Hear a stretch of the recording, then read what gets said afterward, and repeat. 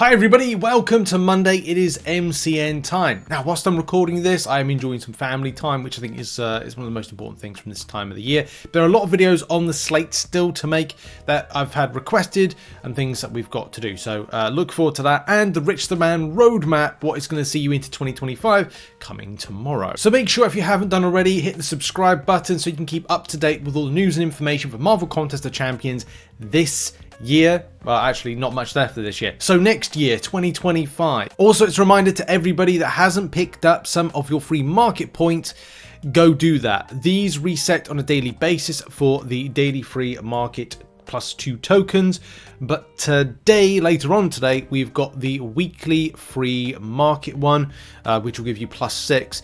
If you've been following the channel, we've been talking about how you can get an extra 155 free Banquet points as a result of that. And as I did say, it means something, but also means nothing. It means nothing because if 155 points doesn't do anything to get you up to a new milestone, it's largely not worth it. But if you are looking to get like some extra free points as a non-spending player, you can go up. Also, from a spending perspective, with Kabam adding in more of those realm milestones, then this could be something, if you're looking to do a last minute spend, it could help you out in your way to kind of like go up further. But we're still yet to see stuff when it comes to like responses on the Banquet event, because Kabam are still kind of on their holiday. I did see like a post, someone said, oh, people have forgot about Kabam's like running of this event, and it's like Kabam are on like the December holidays. I'm sure when they all come back to the office they can assess stuff, read what people are saying, and hopefully improve going into 2025. Gotta have hope. So quickly on to the Summoner's Choice 2025. Whether or not you like it or not, these are the champions that are going to be part of the Summoner's Choice 2025. Daredevil, Elektra, Echo, Hellcat, The Shroud, Colleen Wing, Hunter's Moon, Mr. Knight, Powerman. I already have my choice of what I like, what I'd like to see, but then again, if I want, mine is Mr. Knight, by the way. If I do want Mr. Knight, what does that mean for Moon Knight? Does that mean that we'd see a buff down the line? Don't know. Is Kabam going to put more effort into Mr. Knight? Therefore, will he be more like the show version than he would be in any other version? Is it going to be different from the original version? How is it going to be different? Is it actually going to tap into things when it comes to Egyptian godly-like powers with Khonshu? How much of it would be better to see something like Hunter's Moon? Look, lots of variables with this stuff. If you like any of the other characters like Colleen Wing, Echo, who we've had as a previous Summoner's Choice, your own personal preference is important. Vote for who you like. There's still hundreds, if not thousands, of Marvel characters still to be added into game. Yes, they're not the quintessential top ones, including such characters as Morph, Mystique, all the big heavy hitters that we know from the Marvel Universe, Franklin Richards, Khonshu himself. There's a lot of ones that I don't know if we'll ever see, or could we see in the future. But I guess this is a good point by Wicket. You're not getting the point of Summoner's Choice. There are champions who Kabam, as of this time, has no plans to release in the foreseeable future. Imagine a lot of the characters you name are on Kabam's radar and therefore inappropriate for the Summoner's Choice. Mainly because we're not. If you vote and go, well, Morph's there or Mystique's there, for example, then you'd be like, okay, well, you know what's going to happen.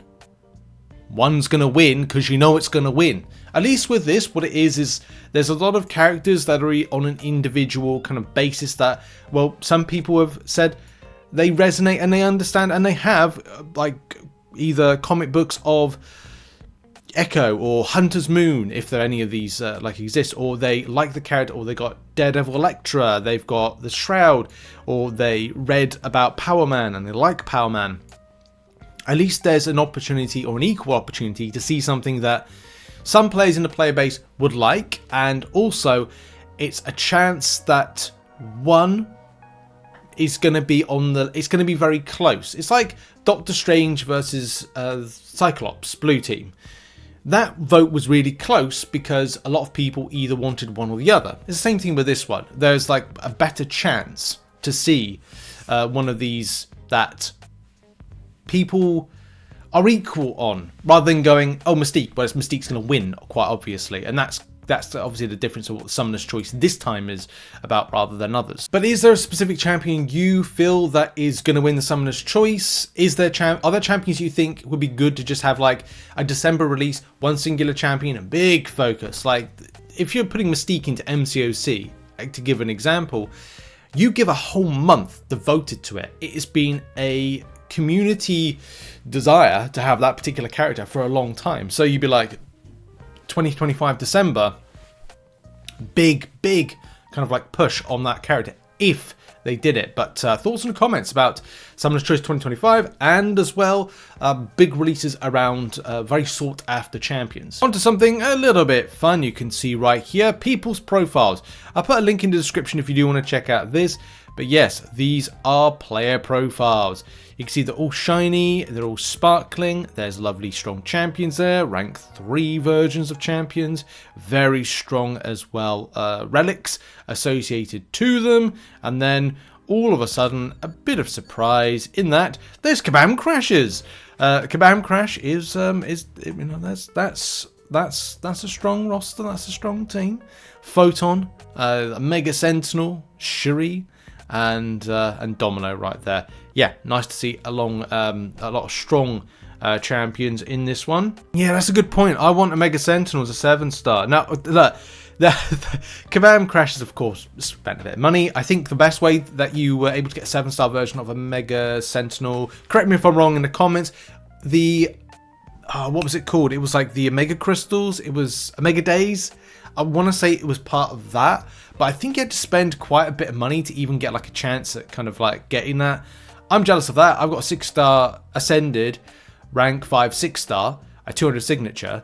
No, it's not 200 signature, it's a lot less than that. But it is a champion I love that champion. It's one of my favourite champions.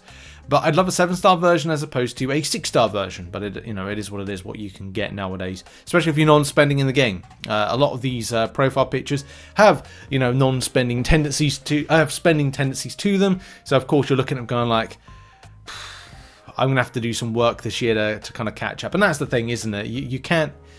Everybody that's in game, you can't compete if someone spends a lot and at the same time has a lot more time than you to invest into the game. I have to make decisions of like when I can actually play, but that will change in the new year as I change my scheduling around I work 2 jobs, so I'm going down to 1 job. It's like, okay, can I play more? What do I need to play at? Where do I need to gather resources from? And just balancing my time better to enjoy gaming, because at the moment I don't get as much time, and I have to of course do news information and guides as well when it comes to side quests and other things, when it comes to the lovely world of Marvel Contest of Champions.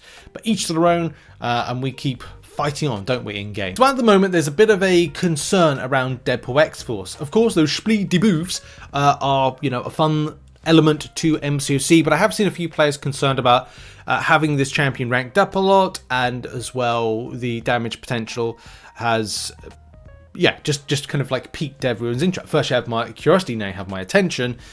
Yes, and definitely from an attention point of view, people are worried that maybe he'll get nerfed. At this stage, there is nothing confirmed to say that he will get nerfed, but there's definitely a possibility that he'd get rebalanced, like the same way every champion gets rebalanced.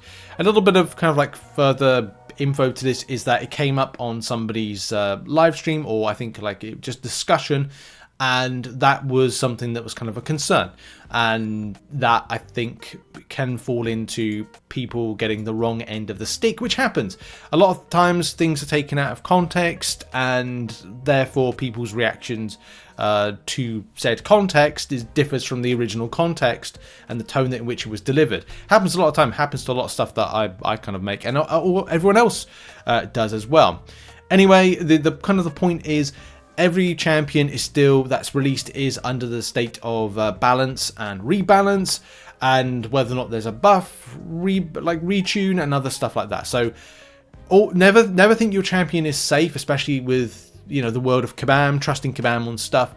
But definitely don't get too worked up about stuff until we have Kabam to say, hey, we're going to do this or we're going to do that with it. A lot of times I will store my rank ups in order to make sure that there's no possibility of change. Like if I wait for a rebalance and then go, okay, like Silver Sable, I'm not going to go and rank 3 Silver Sable until I know what the balance tuning is, or the tuning of the champion is going to be. The same way when it comes to any new champion in game, like Enchantress, which is one of the next champions that is, as well, Beta Ray Bill.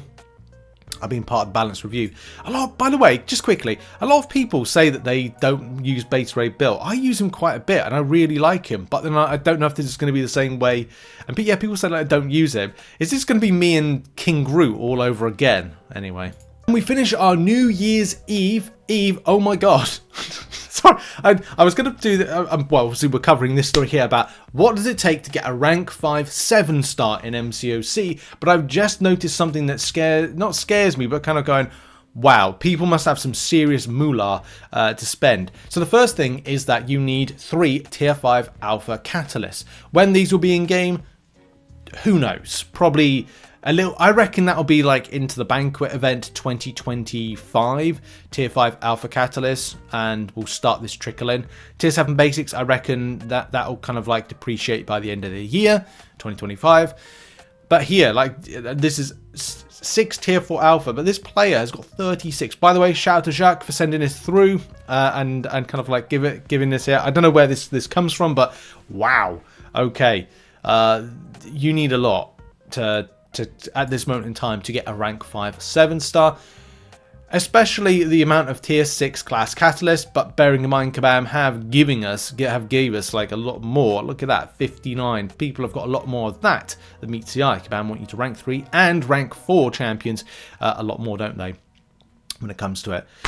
Right, and that has been it. What are your thoughts on some of the topics that we've talked about in the MCN Community News Show for today? Please check out some other content, which will be located on screen right now. Have a lovely day, whatever you're doing, and make sure to subscribe to the channel support as we go into a big year here for new content, new ideas, fresh thinking, and fun, which I think is the main thing about MCOC. Cheers, everybody. Have a great day, and goodbye.